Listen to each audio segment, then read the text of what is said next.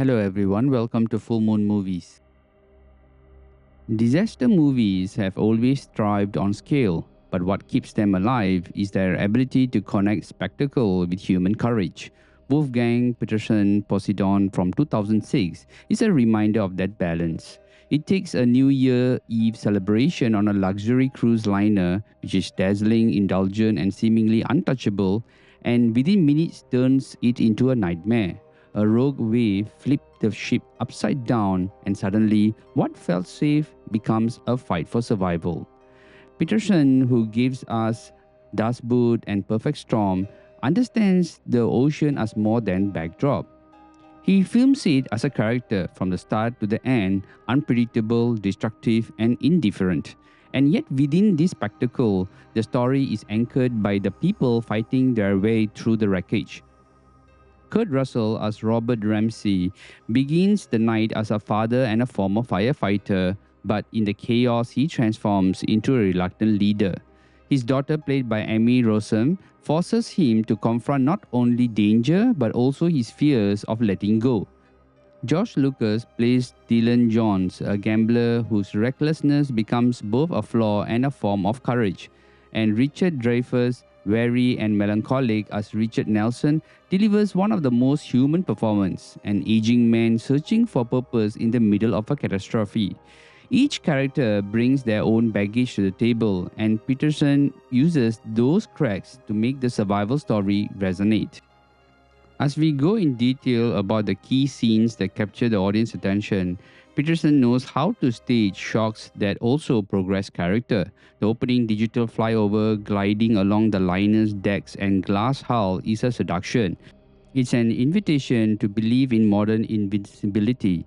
It's like before the wave arrives and rewrites the physics of every room. The overturned ballroom sequences in the film pulses. For example, chandeliers become wrecking balls, a party becomes a triad ward. The survivors learn there's no rescue coming unless they move. Now, as we go in detail about the underlying themes, Poseidon keeps circling the same questions. What does courage actually cost? How much survival is luck versus choice? And what does responsibility look like when your plan won't save everyone? Now, beneath the noise, it's a story about triad ethics. It's about parents letting go, about loners learning obligation, about the lonely deciding not to be. The film also toys with class and opulence. The ship's glamour isn't just a decor, it's a false promise. In fact, the ocean doesn't care about how expensive the carpet was. As we go in detail about cinematography, set design, and the ship's opulence, the film's looks sells the illusion.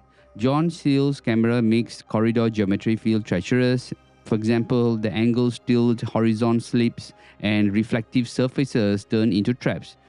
In fact, the production literally built key rooms twice upright and upside down and staged the inverted ballroom above a water tank so the set could flood and drain for multiple takes, which is why the weight of water and the chaos of dangling fixtures feel tactile rather than theoretical.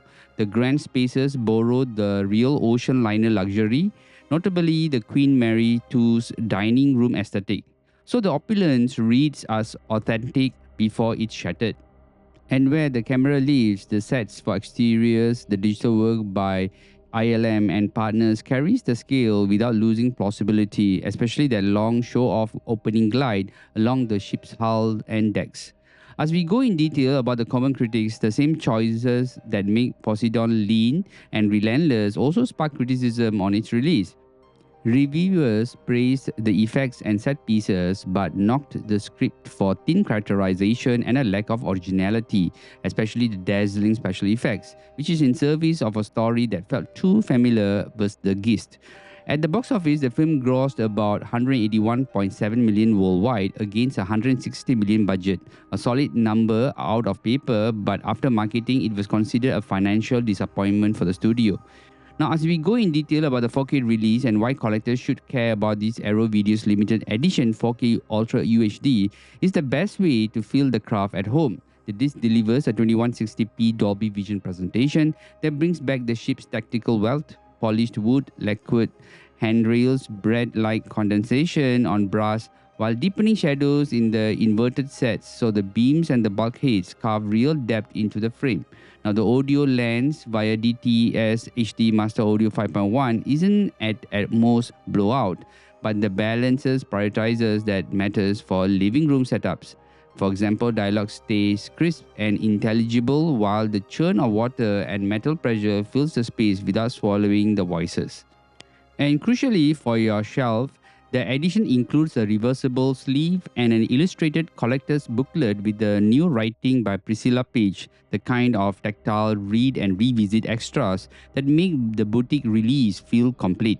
Now, as we go in detail about why it still resonates today, the film's relevance isn't its predicting calamity, but it's in how people behave when system fails. We still live in a world where the room can flip without warning, financially, politically, literally. And Poseidon argues that what saves us is small, stubborn courage. Now, holding a hand when panic says run, telling the truth when bluster would be easier, but taking the leap when alternative is waiting for a rescue that won't come is what matters. Patterson keeps the movie short and nervy, so those choices ring continuously in our ears. The Aero 4K lets you feel the craft that sells those choices, the shine before the smash, the luxury before the loss. Now, if you're watching this for the first time, this is the version that shows you why Beneath the Water and the Sparks, the film really works. Now, this movie is a must watch.